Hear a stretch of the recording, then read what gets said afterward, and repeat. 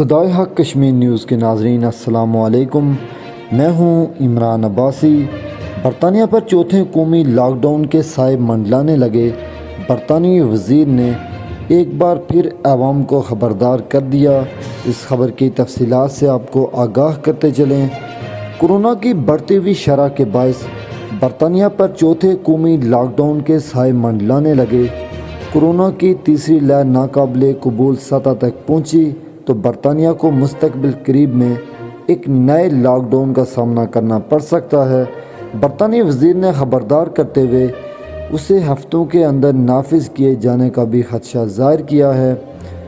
General freezer نے مشورہ دیا کہ یہ ویکسینیشن مہم کی کامیابی کی وجہ سے کھلنے کا صحیح وقت ہے، لیکن معاملات میں اضافے کے ساتھ ہی ہسپتال میں داخل ہونے والے معاملات کا پتہ لگانے میں ایس جی کے سب سے خراب ترین پیشگوئیاں ہو رہی ہیں، اور 4 ماہ کی اونچائی کی سطح پر ہونے والی ہلاکتوں کی وجہ سے انہوں نے متنبہ کیا کہ سخت پابندیاں لگانے پر غور کرنے کے سوا کوئی چارہ نہیں۔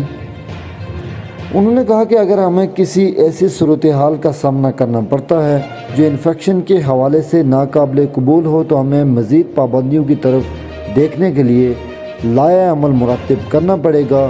انگلینڈ کے چیف میڈیکل آفیسر نے گزشتہ رات خبردار کرتے ہوئے کہا کہ برطانیہ اب بھی حیرت انگیز طور پر تیزی سے دوبارہ مشکلات میں پڑ سکتا ہے، اور ہفتوں کے دوران اسپتالوں میں مریضوں کی تعداد خوفناک حد تک پہنچ سکتی ہے۔ 19 جولائی کو ممکنہ طور پر لاک ڈاؤن سے نکلنے کی تیاریاں کی جا رہی ہیں، مگر صورتحال اس کی راہ میں رکاوٹ پیدا کر رہی ہے۔ دوسری طرف پروفیسر کرس وائٹی نے کہا کہ ہم ابھی تک جنگل سے باہر نہیں ہیں، ہمیں سخت ترین احتیاطی تدابیر اپنانے کی ضرورت ہے۔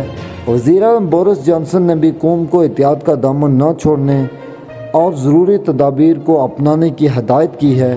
آفس برائے قومی شماریات ONS کے اعداد و شمار کے مطابق انگلینڈ میں 95 میں سے 1 کووڈ کی شرح سامنے آئی ہے۔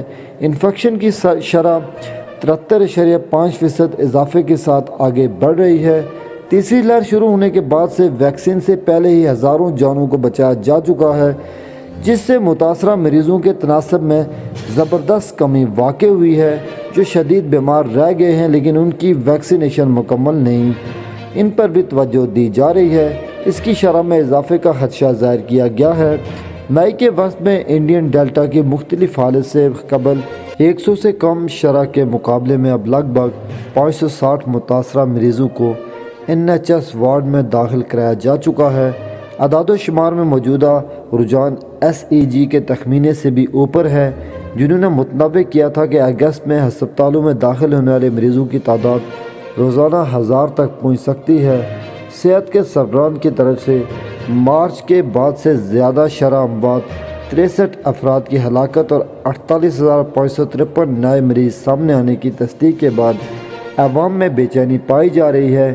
لوسی فریزر نے کہا کہ 19 جولائی کو پابندیوں میں نرمی ویکسینیشن کی کامیابی پر کی جا رہی ہے، جو لوگوں کو حفاظت یقینی بنائے گی، مگر ہمیں طبی اقدامات کو یقینی بنانے کے لیے صحیح توازن رکھنا ہوگا۔